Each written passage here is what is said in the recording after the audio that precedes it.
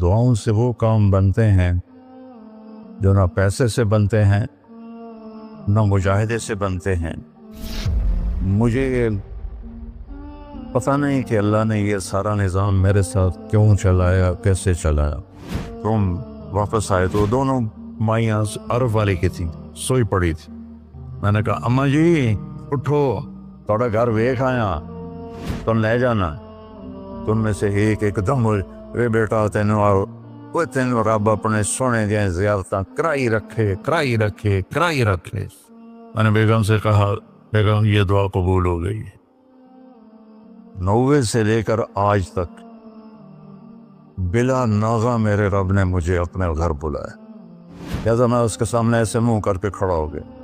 وہ ایسے دعا مانگ رہا تھا، مانگتے اس نے جب اوپر نظر اٹھائی تو مجھے دیکھا تو اس نے ایسے بھی نہیں کیا، اتنے ہی ہاتھ چھڑے دوڑ کے میرے پاس آیا، کہنے لگا مولانا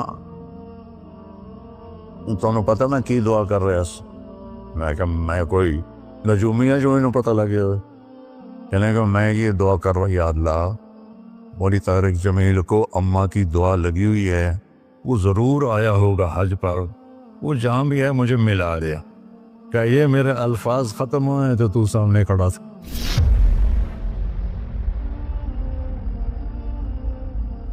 دعاؤں سے وہ کام بنتے ہیں جو نہ پیسے سے بنتے ہیں نہ مجاہدے سے بنتے ہیں۔ مجھے پتہ نہیں کہ اللہ نے یہ سارا نظام میرے ساتھ کیوں چلایا، کیسے چلایا۔ یہ ایک واقعہ کی طرف میرا ذہن جاتا تھا۔ سردی شدید تھی اور ایونٹ سنسان ہوتا تھا۔ باہر بازار میں 2 ہوٹل تھے، ایک چائے کی دکان تھی۔ میں برآمدے میں کھڑا تھا تو میرے استاد صاحب رحمۃ اللہ علیہ مولانا عبدالرحمان انہوں نے کروٹ بدلی کیا، تو ان کے قریب دوسرے استاد لیٹے ہوئے تھے مولوی احمد بٹلہ صاحب۔ کہنے کہ مولانا کیا ہوا؟ کہنے کہ سر میں بہت درد تھا۔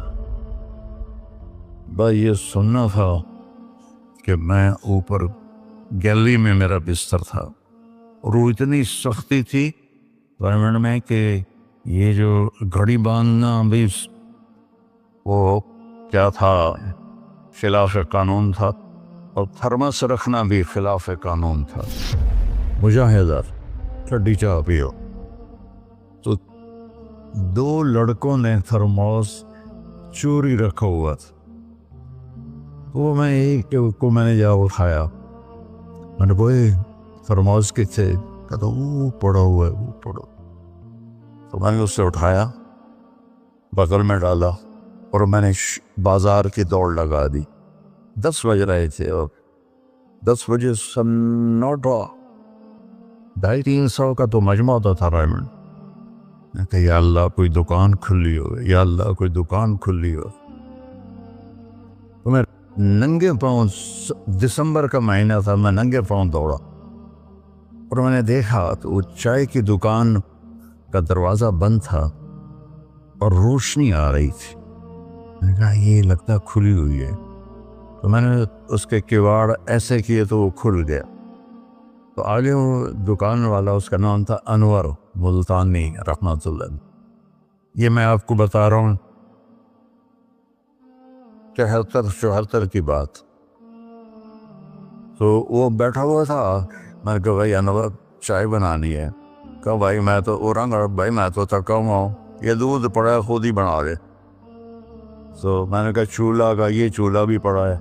تو میں نے وہ ہوتے تھے ہوا بھرنے والے چولہے، اس سے میں نے دودھ گرم کیا، پتی ڈالی، چائے بنا۔ چائے کی دکان پہ سر درد کی گولی کا کیا کام ہے؟ میں نے کہا بھائی انور کوئی سر درد کی گولی ہے؟ ارے بھائی وہاں دیکھ لے شاید پڑی ہو کوئی، وہ کھڑکی سی تھی۔ جب میں نے وہاں دیکھا تو ایک گولی ساری ڈان ہوتی تھی، وہ وہاں پڑی ہوئی تھی اور اس پر مٹی جمی ہوئی تھی۔ جب اللہ کچھ دینا چاہتا ہے، میں نے وہ گولی اٹھائی، وہ پھر دوڑ لگائی ننگے پاؤں، اور مولانا رحمہ اللہ فوت ہو گئے سر پر رضائی لے کے لیٹے ہوئے تھے، تو میں نے ایسے پاؤں دبائے تو انہوں نے رضائی اٹھا کر، ہاں کیا بات ہے؟ میں نے کہا جی یہ چائے ہے اور یہ سر درد کی گولی ہے، آپ کو درد ہو رہا ہے، نوش فرمائیں۔ تو ان کے ہونٹ ہلے، میں نے نہیں سنا، دعا دی انہوں نے مجھے۔ کیا دعا دی؟ وہ خود فرماتے تھے کہ طارق جمیل کی قبولیت میری دعا سے ہے، اور ایک میرے ساتھی تھے مولوی خورشید کی قبولیت میرے ڈنڈوں کی وجہ سے، اس کی پٹائی بہت کی تھی انہوں نے، تو میرے بارے میں فرماتے تھے کہ یہ میری دعا کا اللہ نے اس کو سلا دیا ہے۔ تو انہوں نے بے ساختہ مجھے دعا دی، وہ میں نے سنی نہیں، چائے پلائی، گولی کھلائی، اللہ نے کیا سے کیا کرتے۔ میں اپنی بیگم پھوپھی رحمۃ اللہ علیہ، والدہ رحمۃ اللہ علیہ کے ساتھ حج پہ گیا۔ ان کو لے کر میں باہر نکلا تو دو بوڑھی عورتیں بیٹھی تھیں۔ میں کہا اماں جی کیوں بیٹھی ہو؟ کہ پوتا راہ بھول گئی ہیں۔ اب میرا بھی وہ دوسرا حج تھا، مجھے بھی مدینہ کا حدود اربع پتہ نہیں تھا۔ میں کہا کوئی ہے کارڈ؟ کل کارڈ؟ انہوں نے کہا اے کارڈ ہے۔ میں کہا آ جاؤ، اور دونوں چل پڑی۔ مجھے ایک عرب ساتھی نے پورا گھر دے دیا ہوا تھا۔ جو دروازے پر پہنچے تھے ایک اور کھانے لگی، نہیں بھائی نہیں جانتی، وہ کرنے کے ویکے نا شور شریف لگتا ہے، کوئی ایڈی وڈی گل، آ جا آ جا۔ وہ دہا کو لے کے میں نے اپنی بیگم سے کہا کہ ان کو کھانا کھلاؤ، اور وہ کارڈ لے کر میں اپنے ایک دوست کے پاس گیا، وہ جو جس کا گھر تھا۔ میں نے کہا اٹھو دکان سے اور یہ پتہ تلاش کروا۔ تو ہم دونوں گاڑی میں بیٹھے اور گھومتے گھومتے گھومتے کوئی آدھے گھنٹے کے بعد ہم نے وہ بلڈنگ تلاش کری۔ تو ہم واپس آئے تو دونوں مائیاں عرب والے کی تھیں، سوئی پڑی تھی۔ میں نے کہا اماں جی اٹھو، تھوڑا گھر ویکھ آیا، تم لے جانا۔ تو ان میں سے ایک دم اے بیٹا تینوں رب اپنے سونے دیا زیارتاں کرائی رکھے کرائی رکھے کرائی رکھے۔ میں نے بیگم سے کہا بیگم یہ دعا قبول ہو گئی۔ 90 سے لے کر آج تک بلا ناغہ میرے رب نے مجھے اپنے گھر بلایا۔ ایک 94 کا حج نہیں ہوا کہ وہ میری انگلینڈ تشکیل ہو گئی تو میں وہاں چلا گیا، پے در پے حج عمرہ حج عمرہ حج عمرہ حج عمرہ۔ یہ 3 سال کووڈ کے جو آئے تھے نا وہ ناغہ ہے۔ تو میں ہمیشہ کہتا تھا کہ اماں دی دعا۔ اب ایک مزیدار قصہ سنا کے پھر نماز پڑھنی میں طواف کر رہا تھا تو میری نظر پڑی جواز وسیم پر۔ وہ مقام ابراہیم پر نفل پڑھ کے نا بیٹھ کے دعا مانگ رہا تھا، تو میں وہاں کھڑا ہو گیا۔ میرے ساتھی نے کہا طواف پورا کرنا بھی ہے۔ میں کہا پتہ نہیں اٹھ کے کتنے چلا جاوے، لہٰذا میں اس کے سامنے ایسے منہ کر کے کھڑا ہو گیا۔ وہ ایسے دعا مانگ رہا تھا، مانگتے مانگتے مانگتے اس نے جب اوپر نظر اٹھائی تو مجھے دیکھا، تو اس نے ایسے بھی نہیں کیا، اتھے ہی ہاتھ چھڑے دوڑ کے میرے پاس آیا، کہنے لگا مولانا تمہیں پتہ میں کی دعا کر رہا ہوں؟ میں کہا میں کوئی نجومی ہے جو انہوں پتہ لگے ہوئے؟ کہنے لگا میں یہ دعا کر رہا ہوں، یا اللہ مولی طارق جمیل کو اماں کی دعا لگی ہوئی ہے، وہ ضرور آیا ہوگا حج پر، وہ جہاں بھی ہے مجھے ملا دیا۔ کہ یہ میرے الفاظ ختم ہوئے تو سامنے کھڑا تھا۔ تو اس میں آپ کو دعائیں ملیں گی بڑی زبردست۔ اللہ اپنے فرائض پورے کرو، نماز میں اتنا نہ ہو، کسی کے لیے دل میں نفرت نہ رکھو، آپس میں اگر صحیح چلنا ہے تو ایک دوسرے کی غیبت نہ کرو، برائی نہ کرو، تو پھر انشاءاللہ نسلوں تک اللہ ہمارا یہ کام چلے گا۔ میں روزانہ مانگتا ہوں کہ اللہ اس کو صدیوں پر لے جا، یہ نہیں کہ میں چلا جاؤں تو کام ختم ہو جائے، یا اللہ اس کو صدیوں پر لے جا، تیرے لیے کیا مشکل۔